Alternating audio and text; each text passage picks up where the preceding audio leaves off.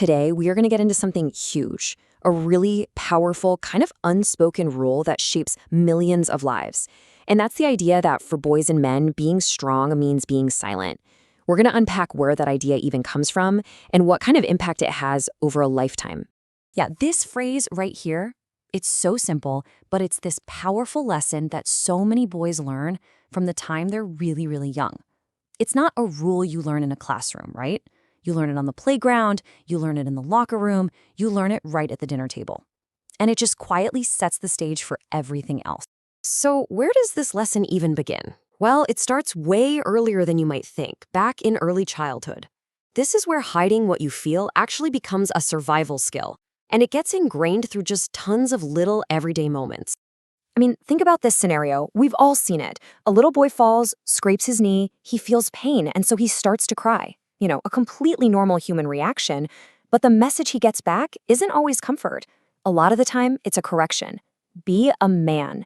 And right there, in that tiny moment, he learns something huge. His pain is not okay, and his tears are a sign that he's failing.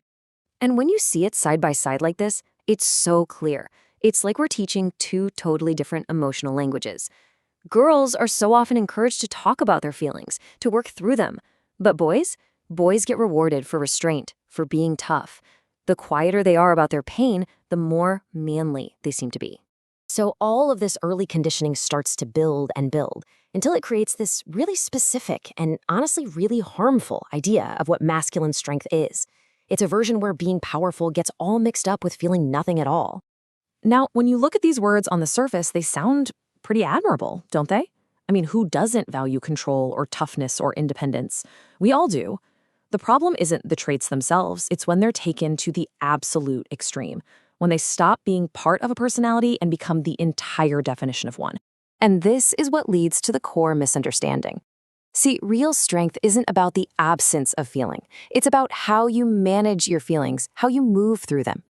But what boys are often taught is that the goal is to just not have those feelings to begin with, which, by the way, is completely impossible for any human being.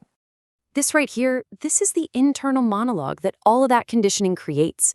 It's just a devastating formula where any sign of vulnerability equals failure.